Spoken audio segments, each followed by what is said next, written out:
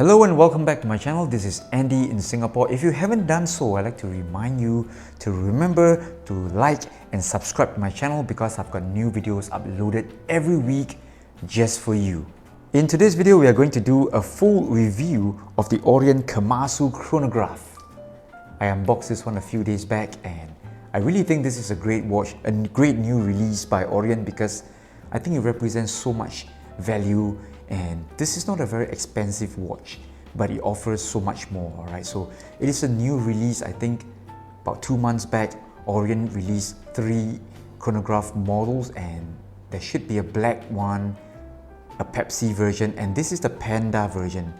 And I think this is the most handsome version among the 3, alright? So it has the same design cues as the Kamasu. So the case design, the lines, the bezel, the overall dial design. In terms of the fonts, I think these are very similar to the OG Kamasu.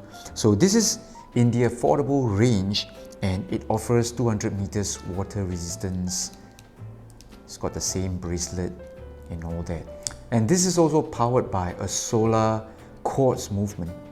So no more visits to the servicing center to change batteries and all that. This is the kind of thing that interests me these days, alright? So no more maintenance, no more winding, alright? Feeds on solar energy and all that. I think this is a really great design, great idea, alright? So reference number for the watch is RA-TX0203S. A very easy to remember reference number. But we're not going to use that because we are going to call this one the Panda Kamasu Chronograph.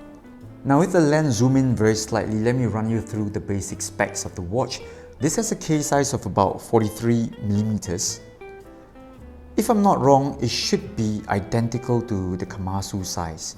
No confirmation on that. The Kamasu could be 1mm smaller, 42 I think so, but it remains very similar. Looks the same with the same lines and all.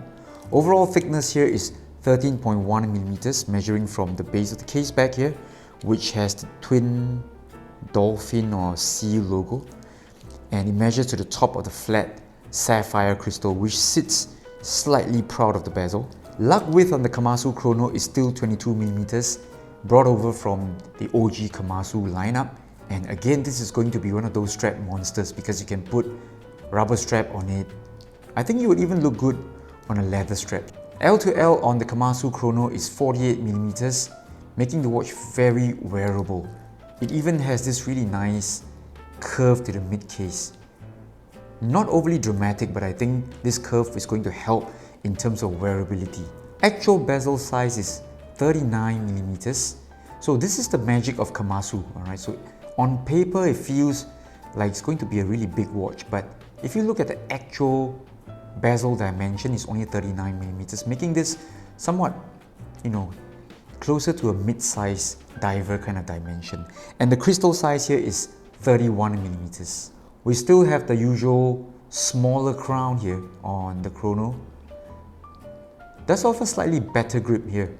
I think it's due to the new knurling done on this crown. I reviewed the Gen 3 Kamasu and it has the similar better grip kind of crown, and the crown here is also nicely signed with Orient's logo, which resembles a tobacco company. This is a brand new watch. Protective film still on the watch and even the tags are still on. So with the full links on its bracelet, the watch weighs in at around 169 grams. I think this is very manageable for a full stainless steel bracelet watch. Of course, it's got features like non-solid end links, and this clasp here is likely to be stamped and not the highest quality, but I think in terms of weight savings, this is a good idea. Just some quick info on this movement. Right, this quartz movement is called VS75. If I'm not wrong, it is very similar to the Seiko Speedtimers.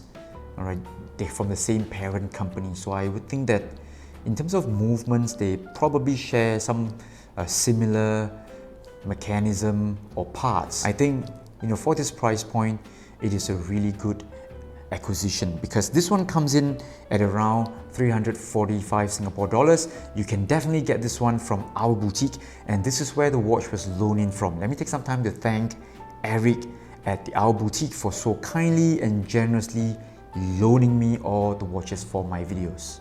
Now let's move on and talk a little bit on the case design and the overall build quality of the Kamasu Chronograph. So on paper, there's very little difference. Dimensions are largely the same. This is just a little bit bigger than the OG Kamasu. I'm liking this brush finish to the case size. I think it looks really good. And it could be due to the bigger overall case dimensions. We're getting a more pronounced bevel here at the case size. Overall, I think the curves and the lines on this case done just right. Nothing overly dramatic, but it still looks pretty attractive. I'm also liking this coinage on the bezel here. It does remind me of a very famous R brand Submariner. Alright, so the grip here as well as the bezel action, again, this is the same as the OG Orient Kamasu. Same, the soft clicking type of bezel. Not too much to complain about at this price point. I think it works well and I have no issues with it. The bracelet of the Kamasu Chronograph is exactly the same as the Kamasu mechanical version. Same type of link design, same clasp. I think even the system of resizing is the same. It uses pins, no collars. Okay, so very basic build to the overall case and bracelet design, but I think I'm really liking this new, more pronounced bevel here along the case sides. Onto the dial design and the color combination for this Panda version of the chronograph. I think it looks great. Has to be the best looking among the 3 models launched so far. Looks really classy, doesn't look cheap. That's the deal with some of the more entry-level watches, the wrong shade of blue, too much shine, too much bling bling going on the bezel and all that. It's going to look cheap, but this one here looks just nice. It is a silver dial, it is not white. Alright, it's called Panda, but this is silver, and the sub-dials are done in black, but not deep black. If you look closely, it is actually a very dark shade of brown, very, very dark. And I believe these are the solar panels for you to charge up the battery or the capacitor inside the watch. Overall design here looks on point. Arabic 12 for the marker, and we've got really nice thin blocks here for the hour markers. Alright, not to mention the sword hands here, they look simple, they look classy. Alright, they look really classy, and I think this is the right way to go about designing your dive watches. Alright, nothing overly gimmicky. Reminds me of the older 2264, 2254 kind of Seamaster divers, the hands, the sword hands. Alright, and I think that's always a good design to have. Let's take a look at the Lume shot of the Kamasu Chronograph. So the light conditions here are very bright today. I'm shooting in daytime, and even so you can see that this Lume here is pretty bright. I would say it's on par with Seiko Lume Bright standards. Alright, so it looks good here. The markers are nicely Lume, as are the sword hands, together with the Lume pip here. No issues at all with the Lume. And now zooming out for a quick stage wrist shot of the Kamasu Chrono. You can see that this 13.1mm case thickness is very manageable, makes the watch so wearable. Doesn't feel heavy, doesn't feel top heavy. I would definitely rock this one on the stock bracelet. Alright, I don't care if it's non-solid end links or what, I think it looks good. Alright, so of course you can definitely change it up into a nice rubber strap, and sort of adds on to the sporty feel of the watch. Overall, in terms of wearability, this is a winner. Alright, great design, great overall dimension as well as the weight. And here's a quick size comparison between the Kamasu Chrono and my own Speedmaster. Both watches are chronographs, so I brought in my Speedy for a size comparison. They are actually very similar in terms of visual dimensions. That's the way to put it, all right? So at first glance, they look really similar. That's because they are in the 42-43 millimeters case size. Overall thickness is also very similar, although the Speedmaster does have a slimmer mid case. All right, so I think in terms of wearability, these two watches are very similar. Of course, I typically love to wear my Speedy on a strap these days, and the watch is strapped on a really nice Artem sailcloth strap here.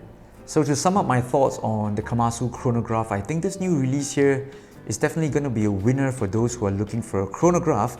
Bear in mind that this is almost half price to the Seiko counterpart. The Speedtimers, they're typically going for around $600 to $700, and this one comes in at around $345, and I think it has almost the same specs. You're getting roughly the same build quality, and in terms of movement, sapphire crystal and all that, you're still getting it, but you're not getting a solid end-link bracelet, but that's not too big of an issue, all right? So of course, things like design and all that, many people will still prefer the Seiko for its design as well as the brand name. If you ask me, I think I like the curves on the Seiko Speedtimer a little bit more, but in terms of value proposition, I think there is no contest when it comes to this Orient Kamasu Chronograph. So there you have it. That was my review of the Orient Kamasu Chronograph. This is a great value for money chronograph. You're spending a lot, but you're getting really good and useful specs on this watch. So if you like this watch, if you like the video, remember to like and subscribe to my channel.